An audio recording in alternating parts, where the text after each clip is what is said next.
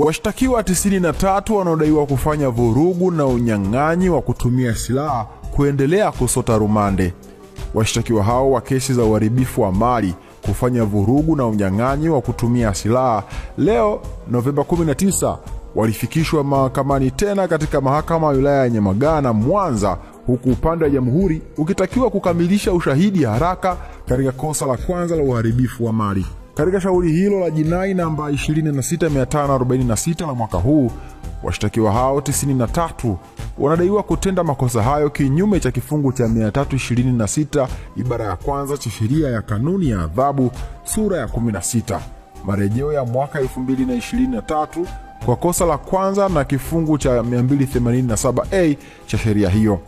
Washtakiwa hao ni kati ya 172 waliokamatwa na jeshi la polisi na kufunguliwa mashtaka mbalimbali wilayani Nyamagana kufuatia matukio ya vurugu yaliyotokea kati ya Oktoba 29 na Oktoba 31 mwaka huu.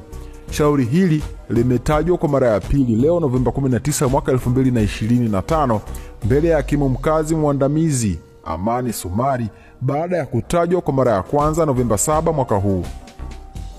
Kesi hiyo iliambatana na umati wa watu nje ya viunga vya mahakama hiyo wakitarajia kuona ndugu zao wakiachiwa huru, wakiongozwa na agizo la hivi karibuni la Rais Samia Suluhu Hassan la kuvitaka vyombo vya dola kuchuja washtakiwa hao na kuwaachia wale waliofuata mkumbo. Katika mahakama, upande wa jamhuri uliwakilishwa na mawakili wa serikali Tunu Msangi na Prince Masawe, huku utetezi ukiwakilishwa na mawakili kutoka chama cha wanasheria wa Tanganyika TLS Dutu Chebwa na Beatus Linda. Mwanzo wa shauri hili, wakili wa serikali Tunu Msangi aliwasilisha ombi la kubadilisha hati ya mashtaka ili kuongeza washtakiwa wengine 6 ambao hawakuweza kujumuishwa hapo awali. Pia aliomba muda wa siku 90 wa kufanya upelelezi zaidi, akisisitiza kuwa upelelezi wa mashtaka yote mawili bado haujakamilika. Upande wa utetezi ukiongozwa na wakili Dutu Chebwa ulipinga vikali hoja ya kuongeza muda wa upelelezi, ukihoji kwa nini upelelezi unachukua muda mrefu katika kosa la kwanza la kuharibu mali.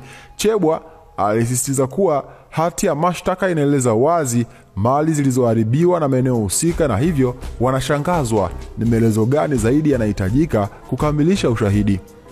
Akijibu hoja hiyo, wakili Msangi alisisitiza kuwa wanahitaji muda zaidi kwa kosa la pili ili waweze kupata tathmini ya mali na vitu vilivyoharibiwa.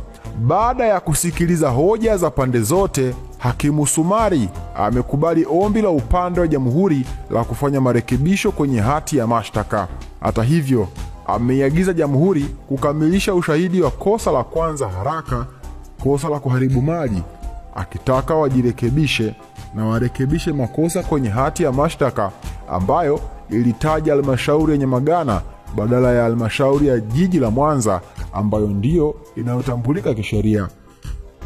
Hakimu Sumari ameiahirisha shauri hilo hadi Disemba 2 mwaka 2025 saa 3:30 asubuhi kwa ajili ya kutajwa tena. Pia hakimu huyo amekubali kuwa kosa la pili ni kubwa, hivyo linahitaji muda zaidi kukamilisha upelelezi wake. Baada ya maelezo hayo ya hakimu Sumari, washtakiwa wamerejeshwa rumande hadi tarehe iliyopangwa.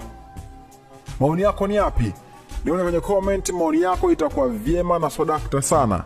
Taarifa ya washtakiwa 93 wanadaiwa kufanya vurugu na unyang'anyi wa kutumia silaha kuendelea kusota rumande.